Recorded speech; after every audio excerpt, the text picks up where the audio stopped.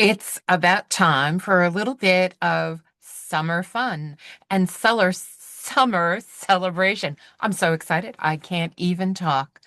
That's right. It is the start and the celebration of summer solstice here in the northern hemisphere at 10:42 p.m.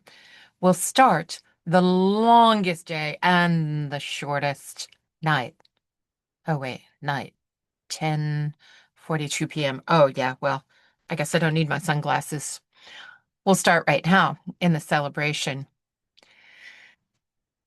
We're going to talk a little bit about celebrating summer solstice and what all of it means. From a global perspective, here in the Northern Hemisphere, cultures around the world have been celebrating this day for thousands of years. And they have had some very unique traditions, like watching the sunrise from Stonehenge or dancing around maypoles in Sweden and lighting bonfires in Norway. Many of the celebrations blend the ancient pagan and the Christian traditions, much like Germany's St. John's Day, which has bonfires on June 24th. That symbolizes the light's victory over dark. Now, many of us do feel when it's so dark and it's cold, you can't see anything, you can't experience the warmth of the day. It's almost like a sense of going inside and being a bit fearful. But when the light comes and when you can see farther than you thought, or when the sun comes and warms up your body, you're like, yes, let's play. Let's get out there and go. So that light victory over dark has a couple of different images and ways in which to look at it. Of course, one way to think is that without the light, we wouldn't have the dark. Without the dark, we don't have the light. So, in this law of polarities, this world, we have both aspects of it. And as I said, we can connect to those ancient traditions that can make your personal celebration feel more a part of humanity's ancient relationship with the sun cycles. Why would this be important for us? Well, our bodies actually crave the sun, and the summer solstice is the greatest opportunity to absorb natural daylight. Researchers show that significantly improve your health and longevity is the natural light, the sunlight. So there's one reason to be out there celebrating the summer solstice, our health and longevity. But studies also reveal that on a long scale or a large scale, most outdoor natural daylights have lowers the rate of cardiovascular disease and diabetes. And people tend to live longer than those who are inside most of their time. So get out and be in the sunlight, at least for a couple hours a day. Maybe just go walk around or pick it up. I like to greet the sun. When it's just coming over the horizon, that's when I look at the sun because it's the rays of the sun coming into my eyes helps with my internal body clock. But you don't need that to synchronize your body to the natural circadian rhythms of the sun or the earth. My favorite thing is to take off my shoes and stand in the grass and just absorb the electromagnetic rays that come from the earth itself. And like I said, I do spend a little bit of time, not much, looking at the sun because that leads to better sleep and overall health again. So it's the maximum time of year to soak up the healing sunlight while minimizing harmful blue rich LED and fluorescent lights that we get in the evening hours. So, is there a deeper meaning to the summer's arrival? Sure, there is. Summer represents a shift from action to nourishment. Just as the sun nourishes our crops during these long days, this season calls for us to nourish our inner light and our personal growth. Think of how many people go on vacation during the summer months. They either want to be at the beach, at the lake, on the sand, sunbathing, playing in the water, hiking, biking, anything that's an outdoor activity because it does uplift your spirit. And it is a time that reminds us that there is hope in the world and that the light within us can spread to inspire others, just as we nurture others the way the sun nurtures us.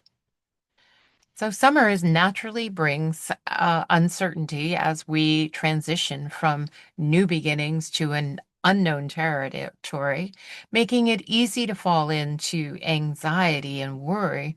But this season teaches us to develop faith and trust in life's process no matter where we are and what season. Right now, it's the celebrating of the summer solstice, but there's the winter solstice, the spring equinox, the fall equinox, and mid times in between. And at any cycle, any point, that anxiety and worry can drop us in. But once we develop that faith and that trust, that part of this is a cycle that goes around, comes around again. We can expand it sometimes and we can contract it other times. And then it's like the waves of the ocean. We expand again, we ride it big, and then we fall down and we go small. It's a time to rest, relax, and rejuvenate. So, what are some ways in which you can celebrate and harness this energy? Set powerful summer intentions. Focus on patience, nourishment, and trusting using words like I am to make intention statements that reflect the qualities you want to develop. Now, in my personal practice, I only do from 1 to 3, get my fingers right, intention statements. If we try and set an intention for too many things at once, we're not really focusing on what we really want. So if you want to spend some time during this just brainstorming a lot of things, what do I want to focus on? What is it? I am what? I am um, I am voice. I am creating a new offer. I am stepping into a new job. I am relaxing. I am discovering more about myself. That's just off the top of my head, a few things. Yet it's our focus on the intention and the daily practice of an intention, whether it's in your meditation time, or whether it's in your daily work time, whether it's your routine at night before you go to sleep. That's what helps you really put the power behind the I am in your statement. There's also a sense of creating a receptive statement, receptation. So, receptive, why would I want to make a statement that opens me up? Well, if you're intending something and you're putting it out there and you're declaring the I am, you're talking about you. And how do you open up to receiving that? Do you have the capacity to hold what it is that you're looking to create in your life? The receptive statement helps you to receiving the abundant energies available during this energetically charged day. Now, what do I mean by energetically charged day? That light. It's all back to the light. It is the longest day. So, the most light, the most focus, the most open you can be to bring in what it is you want in your life is during the summer solstice. The practice of gratitude is another way in which to help you manifest what it is that you're giving birth to, that you're nourishing during this time.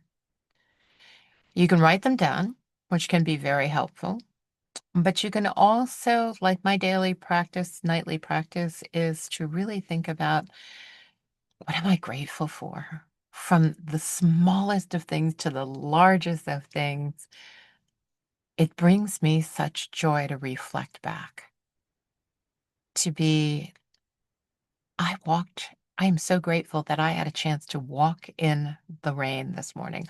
I am so grateful that the weather kind of went from that humid day to the crisp, clear, and almost like a cool day.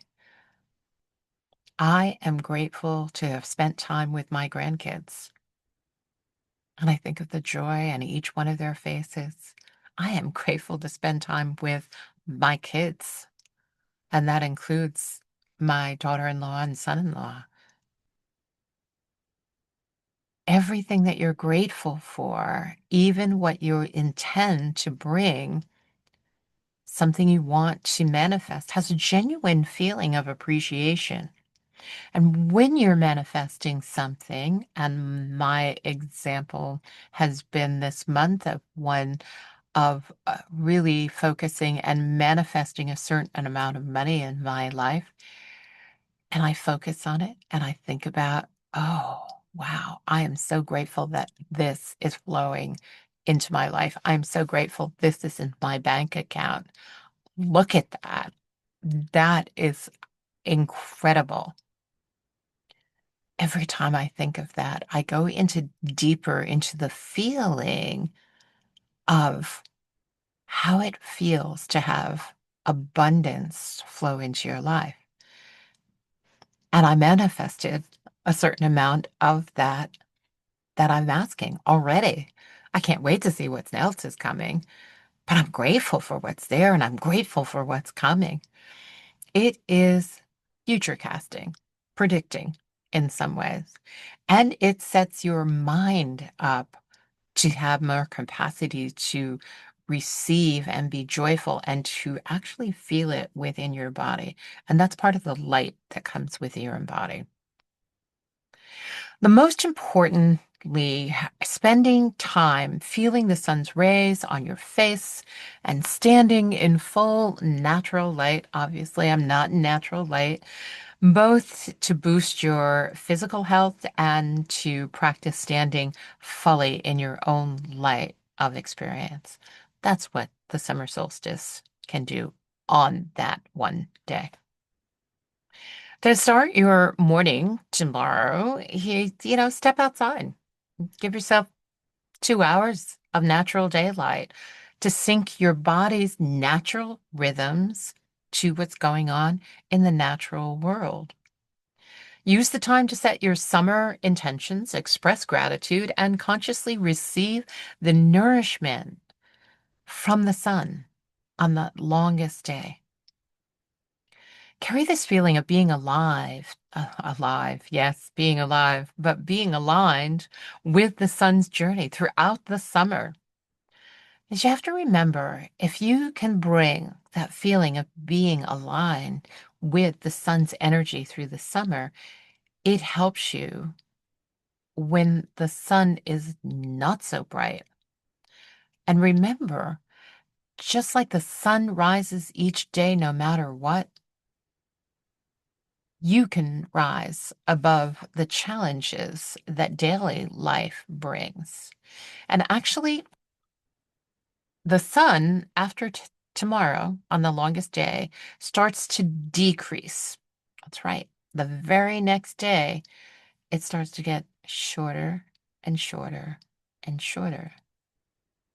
So this summer solstice, like all the rest through all the years and all the traditions, it's the peak of that moment of capturing the maximum light and energy for your year ahead. And that may have been the reason why the ancients were out there. Life was not easy. They were out in the elements all the time or in their caves. They start to be in their houses, and then electric lights haven't been around that long. And now we find our caves and our electric lights seem to be the only source, but it's not.